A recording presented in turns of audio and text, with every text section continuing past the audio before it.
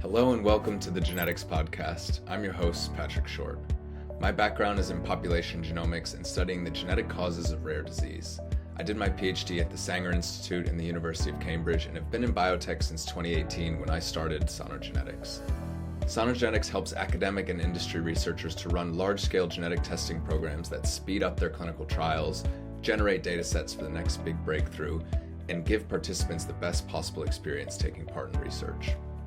Each episode of the Genetics Podcast, we bring you insights from the leading minds in genetics and precision medicine, including household names and Nobel Prize winners, as well as early career scientists and biotechs working on the next big breakthrough. Whether you are a scientist, entrepreneur, executive, patient advocate, or simply someone curious about how genetics shapes our world, you're in the right place. Thank you for listening, and let's get started. Welcome, everyone, to the Genetics Podcast. Our guest today is Dr. Huma Qamar, who is a physician scientist, entrepreneur, community health activist, and the chief medical officer at Ocugen, where she's been leading the charge on next-generation gene therapies for rare eye diseases. She has more than 17 years of clinical development experience across gene therapy, cell therapy, oncology, and vaccines, and she's held leadership roles at Yale, Harvard, and UPenn. I think we're going to have an amazing conversation today, so thank you very much for joining me. Thank you so much, Patrick. It's my absolute pleasure to join your podcast today, and I'm very happy to actually converse with you and the audience today about genes, about my journey, and everything. Amazing. You have an incredible story. My understanding is you came to the U.S. with just $100, and here you are sitting today as a leader in the space. I'd love to just hear a little bit about that story and what that was like for you. If you could take us back to that time. Yes, if my professional and personal journey spans, I would say that it's more than 17 years. It's more than 20 plus years now altogether. And since my childhood, I just feel like I think outside the box. And not only that, I feel like there is no box to start with. So that was my thinking. And I am originally from Pakistan. I was born in Rawalpindi, that is just closer to the capital of Pakistan, Islamabad. And my upbringing has been in a very educated environment. And however, I come from the Northwest Frontier province, which is called Khyber Pakhtunkhwa, and that is the border of Afghanistan, and where the literacy rate for women was not that high. Now it's actually getting much better. So at that time, even till now, women are still striving to get into the empowerment mode. And my mother and my family, they were very supportive of that. My mother is a very educated woman, and at that time I had decided that I will do something bigger. When I was a kid, I always wanted to be a physician, and always wanted to be a physician in the United States of America. I didn't know how to actually get to that. I was a big fan of Michael Jackson, so I knew exactly if Michael Jackson, and I was a diehard fan of him, and that's what I said in my visa interview to the officer, and he granted me multiple years visa.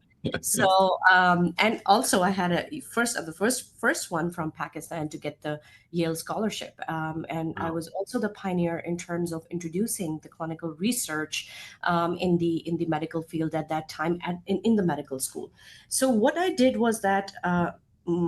During one fine day, I was with my professor of surgery. We were doing radical pancreatectomy, which is Whipple's procedure, which is the longest procedure. And I was very confused. I was stressed out. And he told me one thing, Huma, your eyes cannot see what your mind does not know. So concentrate on that. So that thing stuck with me. And I am a visionary leader with an achiever style. So what I thought was that, okay, this is the time I have to create a difference. I have to go not only for my family, for myself, but also for a lot of women who are really relying on me from Pakistan. I'm a survivor of 550 bombs.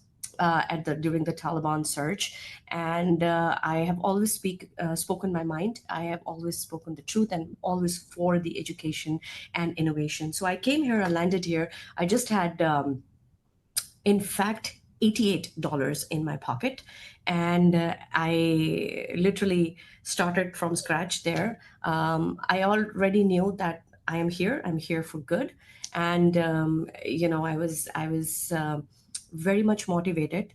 I came here, I started doing my research at that time after Yale. I went to Howard Shaw Howard, did the triple negative breast cancer research in Washington, D.C. and Georgetown. And then from there went to Harvard. And from Harvard, I did oncology has been the focus of my career, although my specialty was internal medicine. And what I did was that those $88, I'll tell you, I saw a movie for $10, so technically $78 were left. And that was a very motivational story, how to be in US, and that too without getting married. So I think each and every step that took me was that every morning I was going and I was talking to everybody sitting at the research facility that this is what I bring, this is my resume. Do you want me to just help you as a volunteer? And actually, one of the cardiothoracic surgeons saw me and said, do you know how to operate Macintosh? And that's how I kind of with my comments and started talking to him. And that was he realized that she's pretty great educated girl, and why not to give her a chance to be in the Yale lab. And then from Yale lab, the second lab, I got the scholarship. And then from the second lab and from the third lab, I actually moved to Harvard and moved to University of Pennsylvania. And then everything is just like history. I was also pioneer in terms of doing pediatric neonatal research and oncology research. I was working at Children's Hospital of Philadelphia. I was also the director of the investigator-sponsored research unit at Fox Chase Cancer Center, also at University of Pennsylvania. So those are the 3 Ivy Leagues that I've done. And I would say that, what I felt is this: you have to be persistent and perseverance, and also having a positive mindset is what you will take you where you are. And one other thing I would say that is that was the key to my success was I think I had a lot of confidence in myself, and I said I can do it. So whenever you manifest in the morning, you wake up and say I can do it, that's how you do it. Amazing. What were some of the hard moments along the way after you got to the US? Were there some moments that you weren't sure if you can do it, and how did you get through those and propel you to where you are today? Yes, that's a great question, and actually nobody has asked that question to me, and I think that's one of phenomenal questions. When I got here, there were moments that you are in a different culture, in a different environment altogether. US is the land of opportunities. How are you going to avail the opportunity is very different. So you need to have some common sense and also know your strength and skills. So what I did was that I first of all sit I sat back one day and I said why things are, because that's what Albert Einstein says as well, that you cannot expect the same results, different results if you're doing the same thing over and over again. So what I did was that I literally, like a strategist, put everything on the paper. And I still remember that I was sitting outside with my coffee, and I had not, I was thinking how the rent is going to be paid and what's going to happen, and should I go back? What should I do? And there was this beautiful lady who was sitting next to me in Washington, D.C., and she had lost her son. And and her son was a veteran in war. And then, I was a soldier in war, and then she was telling me her life story and everything, and she was very confident and how she was dealing with stuff. I think that positivity that day actually changed my life, and what I knew is that you need to think 10 years ahead of you, and you need to see what resources you have, and that has exactly impacted my personal growth and also the growth of all the other individuals as well.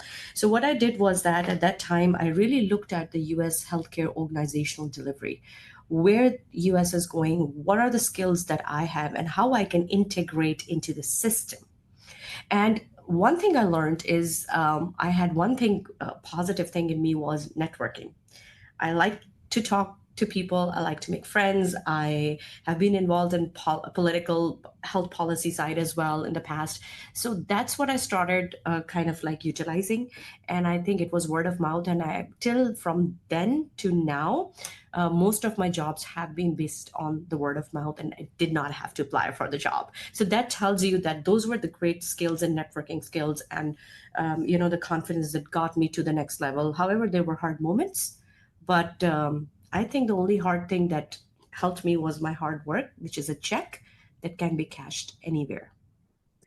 Speaking of hard work, we're in a challenging time for biotech and gene therapy in particular. But you all seem to be making it work. We're recording this on the 30th of May, and just a day or two ago, I think you got pediatric breakthrough designation for one of your gene therapies. I'd love if you could talk a little bit about what you're working on today, what's challenging, but also some of the success that you're seeing, because clearly you're finding a way to pave the way through it. Yes, and that is a great achievement for Ocugen. Ocugen is a patient biocentric company, which we are a leader in.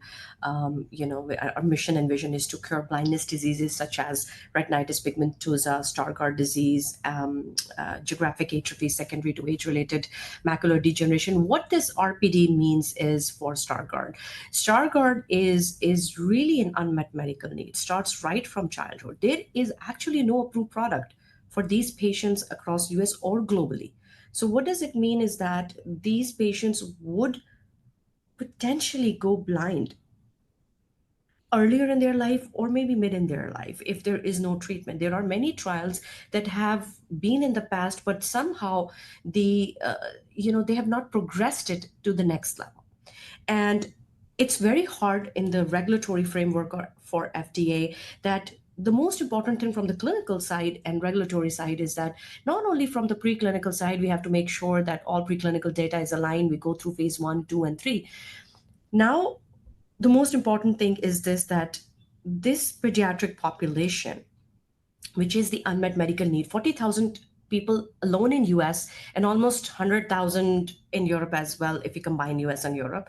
So what does it mean for the patients is this, that we have recently also got alignment on phase 2/3 pivotal confirmatory trial, which means that within a year we will be for the BLA and approval.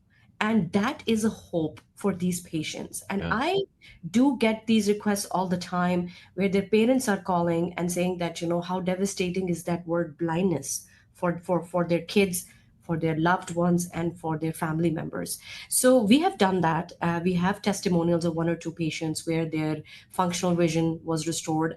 And this OCU410, I would say ST, is a RORA gene, very powerful gene that works on a unique 4-way mechanism of action, which is complement system, working on the lipid metabolism, oxidative stress, and reducing inflammation.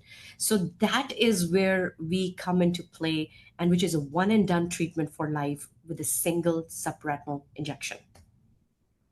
Gene therapy in the eye is in a kind of nice sweet spot for where the technology is today, right? Because you need a lot less vector than almost any other organ because it's so small. It's also pretty protected from the immune system in a way that most other organs are not, right? Are there other advantages to gene therapy in the eye that I'm not thinking of? And also, what are the disadvantages, if there are any, or the challenges of what you're doing in the eye? Yes, so that's a good question. So in terms of depends on what kind of vector. So for example, for our products, it's AAV5, which means it's a fully capsid vector. And also when the delivery is through single subretinal injection in the center of the macula, in the temporal infratemporal region, and also we also our surgical procedures that we have standardized throughout our gene therapy programs is to not detach the fovea, which is great. And what happens with this, the major advantage is this, that within 6 months you start seeing the functional vision getting improved, and also geographic atrophy. If you look at it in terms of Stargardt, we have released the data from the baseline was 54%, which is pretty cool. It's trending in the right direction, and the safety and tolerability is incredible with no serious adverse events related to the product. So safety becomes the main issue here. And also with gene therapy, inflammation is the hallmark of all of those gene therapies. So having a regimen of prophylactic pre and post medication is important. Also, standardizing your surgical procedure is the key. So I'll tell you, I've said it in numerous forums, that surgeons make or break the study here, vitreoretinal surgeons, because retina is very different, and we are not only targeting late stage, but we are targeting early to intermediate to advanced cases. So there is the purpose of this gene therapy is twofold: either to stabilize whatever the photoreceptors they have and the vision they have so that they don't lose more, or restore back or improvement, which we have seen both. So these are the challenges from the surgical perspective. Also, with subretinal injection, it is, any complications can happen, but that also depends that how you're training your surgeon, training your sites. That's a lot of work that we do from our end, and some of the key learnings that we have, and also adjusting the volume and the concentration based on your preclinical and the phase 1 data that comes in. How are you going to do that? And the best thing is all our programs have only one dose final for phase 3, which actually for Stargardt as well. And that is where we have optimal levels there to achieve the desired result.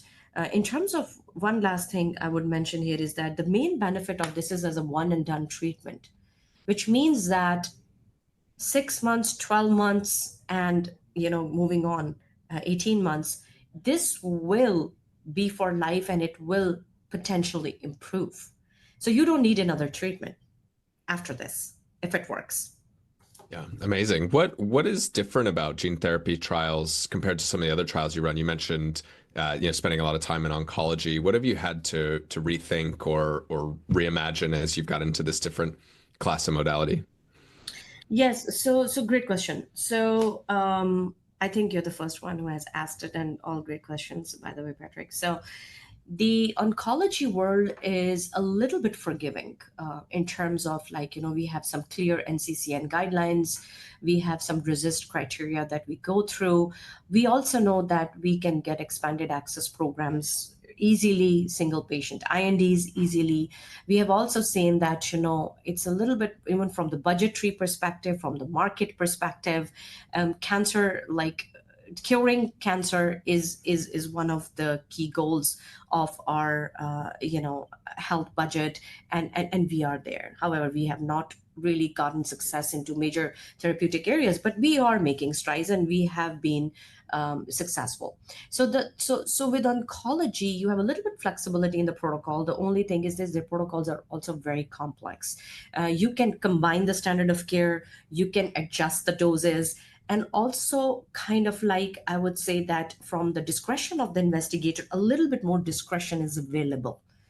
In terms of the CTCAE criteria for adverse events, we have a very good classification that happens, which is present for the oncology. So anything that we are classifying, we already know the roadmap to that. It is very well defined in terms of metastasis, in terms of resist criteria, everything. But when it comes to gene therapy in eye and ophthalmology, I'm going to say, and overall gene therapies are hard, but in terms of ophthalmology, depending on the condition, you will be surprised that the safety reporting criteria is CTCA criteria, which is systemic criteria.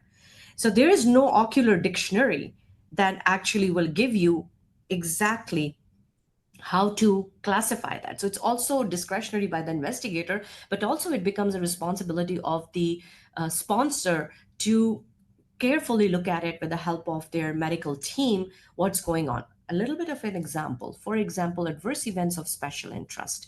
Anterior uveitis. I mean, this is, if anybody is listening to this, they can attest to that the regulatory agency still has to come up with that dictionary to actually work on that, because there's so many things that are different. And if you talk about retinitis pigmentosa due to genetic mutations, there is a lot of heterogeneity. Also, inherited retinal diseases are different to present its symptoms differently in different population, different ethnicity, and also the clinical and or genetic diagnosis, both syndromic and non-syndromic, is way different. So what we have learned is that it is based on experience, A. B, as ophthalmology seems very easy, it's not. C, the surgical techniques are very, very complex. Fourth, we do not have a robust system for safety reporting or looking at efficacy in terms of like, it's like a one size will not fit all. So that has to do a lot of like thinking. The last but not the least, and anybody who is listening to this will attest that, is that the patient reported outcomes are very well defined in oncology. The patient reported outcomes in this field is somehow not validated. There Hmm. are few common questions that we go through, and it's still subjective. So still, I think there is some need around that, and I think people will attest that it's hard to kind of like, even if there is a PGI score or if it's an NEI visual function questionnaire 25, so it just cover, but somehow it's not there as oncology is great. Right. You mentioned this challenge of heterogeneity and different genetic subtypes. I'd love to hear a little bit more about what the current state of the art is and where the challenges are in patients getting a genetic diagnosis and other ways to identify this as early as possible. Because you mentioned having not just very advanced cases, but also early and intermediate. And I would guess that's where you're going to have the most effective gene therapy is if you can catch it as early as possible. So I'd love to hear a little bit about that landscape and what challenges there are. Yes, so that's a good question. So for example, let's talk about RP first. I'll talk in very simple terms. Luxturna is the only approved product for retinitis pigmentosa gene therapy, only for RPE65 mutation. So in the RP landscape, RPE65 genetic mutation only contributes to 1% or less landscape. Wow. So the rest of the 98 to 99% are without the active treatment. And if you look at it with the recent XLRP J&J trial that has failed, was a potential hope for the patients, for 6 to 8,000 patients, but still that's not there. So what is there is that Ocugen has a novel modifier gene therapy platform, and I can explain that in a little bit later. What does it mean is that it's a total gene-agnostic platform, a total gene-agnostic limelight trial that we are conducting, which means we're going for BLA next year, in mid next year, 2026. Now, what does it mean for the patients? Because there is a lot of heterogeneity. If RPE65 for Luxturna took years, and 5 to 7 years back, there were almost 10 to 12 companies which were in the business of these gene therapies, and they could not make it to the phase 3, which means it's a lot of scrutinization. It's a lot of like, I would say, validation required from the agency to get to that level. And the data has to be that effective in terms of not only safety tolerability, but also durability and efficacy is the thing. So we have recently released our durability 2-year data on our 400 101 study, and the same product is now in phase 3. But let me tell you, heterogeneity is, you cannot have, there are more than 150 genes associated with RP. There are more than 10% of the population for RP that have clinical diagnosis but no genetic mutation associated with it. What Hmm. happens to those patients? I have talked to those patients personally myself. They feel helpless. They are losing their vision every day, and that's where the hope is for the 400, which also is under the expanded access program, approved by FDA, which is the first time for a company like this to get approval. So what happens is this: all the genetic mutations that we have, it's very difficult to have one product for each genetic mutation. You need to have some sort of thing. It's not your regular gene editing, gene replacement. It's novel gene modifier approach, which means it resets the homeostasis and improves the outer nuclear layer, and also improves the phototransduction, circadian rhythm, metabolism, all of the functions that are associated with that. And as the inventor of the program states, and I always like to quote in my in my interviews, that one bad apple spoils the bunch. It's like a circuit. So these master gene regulators are part of our novel modifier gene therapy platform, which means NR2E3 delivery or Aurora. These are master gene regulators, or like a master key to the system to fix that. Like, how you have a laptop, you shut it down, and then you restart Yeah. it, and then just that's the whole thing. That's a whole, I would say in layman terms, how it works. Yeah, I like that analogy. So if I play that back to make sure I'm getting it, you said there's more than 150 genes that can cause RP, and clearly there's some that are maybe not discovered yet because they're even rarer, and we have 10% or more of people that have RP but don't have a genetic diagnosis. Your therapy, rather than having a separate gene therapy to go after all 150 one by one, you have I really like this analogy of you turn the laptop off, or you push that hard reset button. What is that hard reset button? What is the kind of mechanism behind that, if It's you're the able to talk master about it? gene regulator. It's actually inserting, which is the nuclear hormone receptors. Now, nuclear hormone receptors are the master regulators. Yeah. They actually control multiple functions like reproduction, inflammation, circadian rhythm, metabolism, phototransduction, all of that. And they improve the photoreceptor once it's injected. The mechanism of OCU400 is that it improves the outer nuclear layer and the photoreceptor survival. Now, mind that the photoreceptors are not dead, they're degenerated or they're non-functional. So as long as they have some, if they're legally blind, that's a different issue because there's nothing to form images. They're like under 20 by 200. That's a different thing. But for this one, as soon as they have a clinical diagnosis and or genetic diagnosis, and by the way, syndromic and non-syndromic, we're the only company in the world that has this thing in place for OCU400 RP. And that tells you a lot that there is hope for these patients, and we're actively recruiting for them as well, this trial. But I think the question about, shutting down and resetting is the power plug, is that button. Yeah. And that button is the master gene regulator when it gets inserted with the NR2E3 delivery. So remember, NR2E3 is in 400. That is our product, which is closer to the finish line for RP. And the second one is ST, Stargardt, 410. It's also a gene therapy. It's a second product in the arsenal. And that is a novel modifier gene therapy with a 4-way unique mechanism of action. Same thing, it's working for geographic atrophy as well. And the 410, why it is important? We have 2 approved products for 410 as well. That is Syfovre from Apellis and Izervay, Avribao. And the challenge is in Europe, there is no approved product. They have not approved these 2 products over there because there is no functional benefit.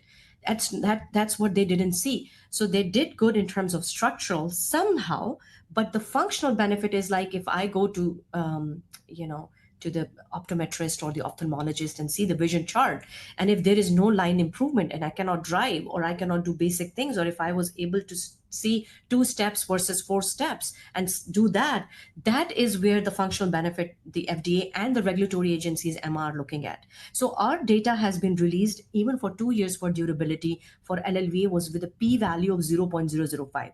So always remember, if the data is clinically meaningful and statistically significant, only then it makes to the finish line.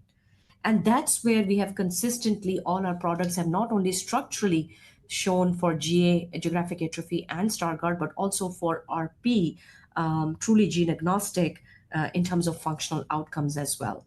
And safety and tolerability, no serious adverse events reported to the investigational product have been seen so far directly related to the IP.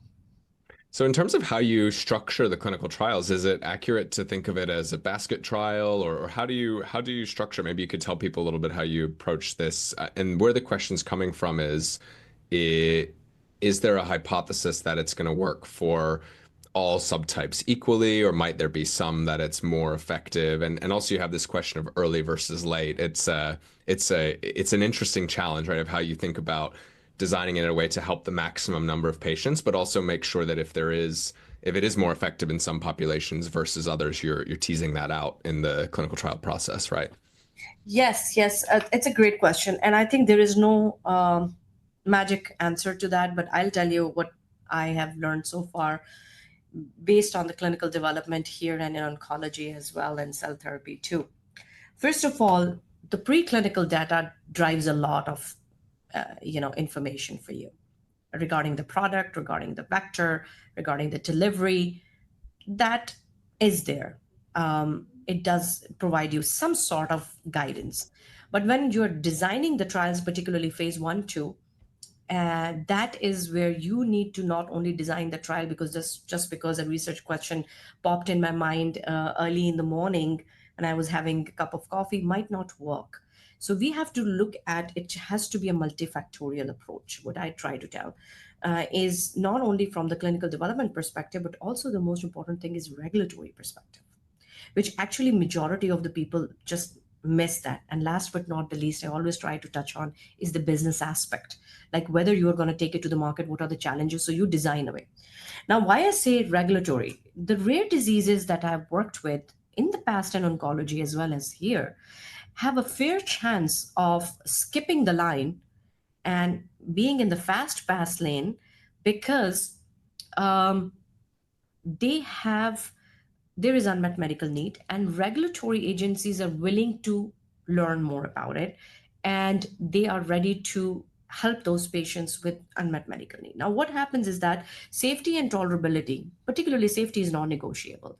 So for those, I would actually advise the people, if they're doing their phase 1 trials, they should go with the classic simple dose escalation, dose ranging portion of the study. They should just do like a we did it cohort 1, 2, 3, low, medium, and high dose. Figure out your maximum tolerable dose there, then go for the open enrollment, and then figure out if there is a dose response or not. Yeah, that makes sense. So in that case, I would say that that has been my mantra for the clinical trials design, and that's what the company has committed to. So yeah. As we close out here, I would love if you could paint the vision or the most optimistic future that you have for gene therapy in the eye. If we fast forward 5 or 10 years, and you and others that are in the field get the kind of funding and space you need to achieve some of the things you want to achieve, what do you think this could look like? Yeah. So in terms of, you know, 5 to 10 years from now, I'm very hopeful that at least I can talk about the products that I've been part of, and particularly OCU400. That's a hope, and I think it's going in the right direction. And a hope for all 98 to 99% of the population across the world, US, Europe, where we are covering more than 95% of the genetic mutations. The data will drive it, but I think the most important thing is that I see 5 to 10 years from now, gene therapy is the future, and particularly for the unmet medical need, inherited retinal diseases, and also for geographic atrophy secondary to age-related macular degeneration.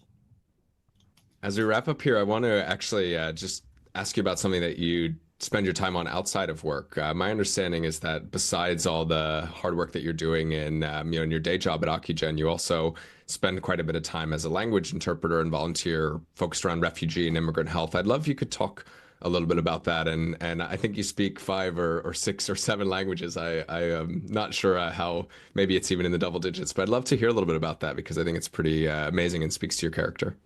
Yeah, I actually, I'm a licensed certified interpreter as well as translator in quite a few languages.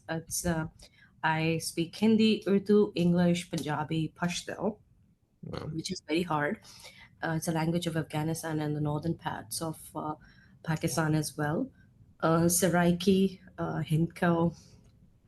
I do calligraphy in Arabic as well, so that's also a fun fact. Yeah, so I do help a lot of people in terms of their immigration services. Sometimes, if there is an urgency, if they need to kind of like interpret, and I am also listed in their hospitals across here in the state of Pennsylvania and New Jersey. If there is an emergency, and they cannot find an interpreter, so because I speak some rare languages like Pashto, they do reach out to me, and I'd love to help the community, and particularly immigrants slash refugees, and help them with their immigration process if they need some sort of translation or interpretation. I would say early childhood intervention services as well. I've helped a lot of people in that. So I'm just passionate about giving back to the community, and that is one thing that I do from health side and the other side. It's amazing. If I found myself or a family member in that kind of situation and had someone like you on the other end of the line helping out, I think I'd feel like I had a guardian angel watching over me. So I think that's amazing. As we wrap up here, I just want to say thank you for sharing all your insights and all the work you do. Is there anything that people listening can reach out and help you with? Are you looking for anything, hiring or connections, collaborations, anything like that? Yes, I think I would actually read. I just want to say a couple of things. There are two things. First, for all the females and all the people who are watching me, that be positive and believe in your dreams and whatever you want to achieve, because you will one day. And as I said, confidence is the key to success. The second most important thing is in terms of the patients or the families who are watching us.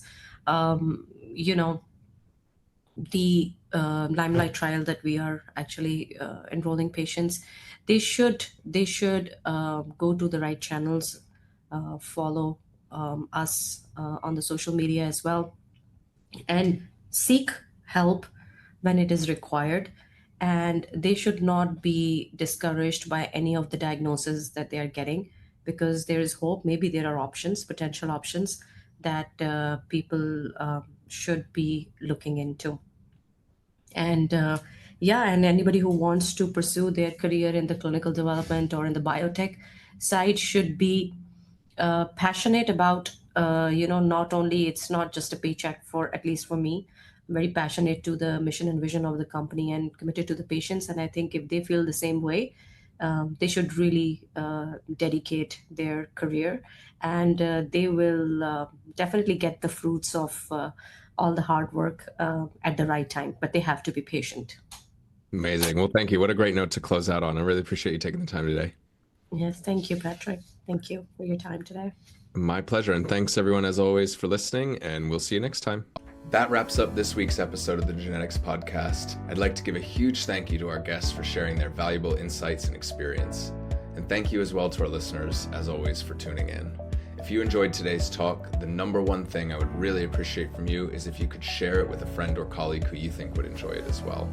We would also really appreciate if you could subscribe to our show and give us a quick rate and review on Apple Podcasts, Spotify, or your favorite podcast platform.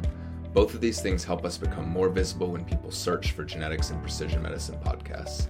And we're always eager to hear from you.